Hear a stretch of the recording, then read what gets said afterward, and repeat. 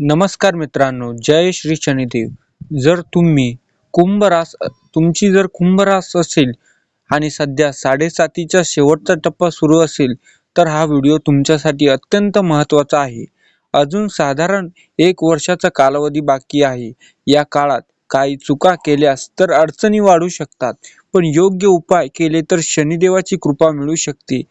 आजच्या या व्हिडिओमध्ये आपण जाणून घेणार आहोत 7.5च्या शेवटच्या टप्प्याचे महत्त्व, कोणती गोष्ट टाळावी, कोणते उपाय दररोज करावे, शनिदेवाची प्रसन्न करण्याचे सोपे मार्ग, आर्थिक, कौटुंबिक आणि आरोग्याच्या दृष्टीने काय काळजी घ्यावी. म्हणून हा व्हिडिओ शेवटपर्यंत नक्की पहा. 7.5 म्हणजे काय? वैद्यकीय ज्योतिषी शास्त्रानुसार शनी ग्रह जन्म चंद्राच्या आधीच्या त्या आणि पुढील राशीत भ्रमण करतो. हा सुमारे 7.5 वर्षाचा कालावधी 7.5 म्हणून ओळखला जातो. परंतु प्रत्येकासाठी 7.5 वाईट असते असे नाही. अनेकांच्या या काळात मोठे यश, नोकरी, व्यवसाय, प्रगती आणि आध्यात्मिक उन्नती मिळते. शनी ग्रह प्रामाणिकपणे शिस्त, संयम आणि कर्म याची परीक्षा घेतो. कुंभ राशीसाठी शेवटचा टप्पा. सध्या कुंभ राशीच्या अनेक व्यक्तींसाठी 7.5चा अंतिम टप्पा सुरू आहे. हा काळ जुने प्रश्न संपवून नव्या सुरुवातीची तयारी करण्याचा असू शकतो. या काळात अपूर्ण कामे आणि पूर्ण करण्याचा प्रयत्न करा. कर्ज कमी करण्यावर भर द्या. आरोग्याकडे दुर्लक्ष करू नका. संयम ठेवा. या काळात कोणत्या गोष्टी कराव्या? शनिदेवाची नियमित पूजा करा. प्रत्येक शनिवारी काळे तीळ अर्पण करा. तिळाच्या तेलाचा दिवा लावा. ओम शनाय नमः या मंत्राचा किमान 108 वेळा जप करा. हनुमान उपासना. हनुमानाची भक्ती शनिदेवाशी संबंधित पारंपरिक श्रद्धेमध्ये महत्त्वाची मानली जाते. मंगळवार आणि शनिवार हनुमान चालीसा वाचा.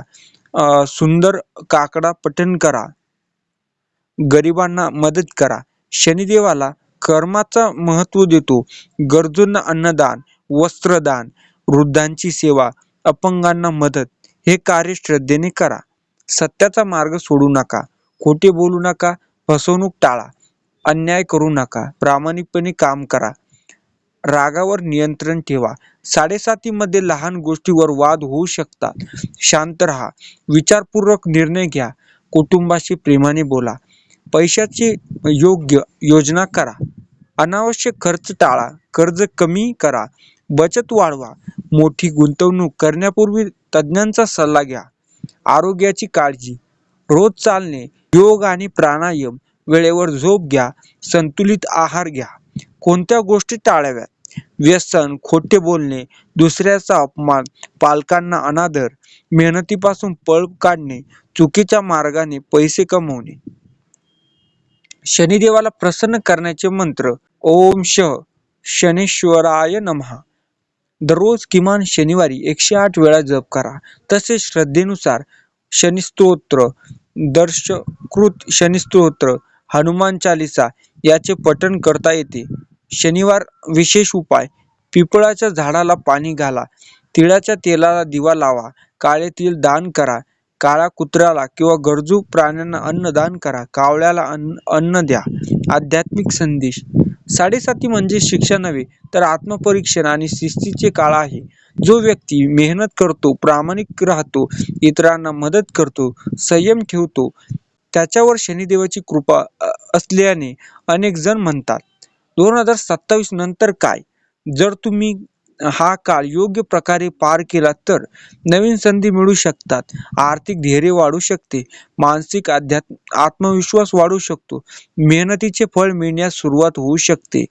तथापि हे परिणाम प्रत्येकाच्या संपूर्ण जन्मकुंडलीला दक्ष आणि इतर ग्रह उपस्थितीवर अवलंबून असते.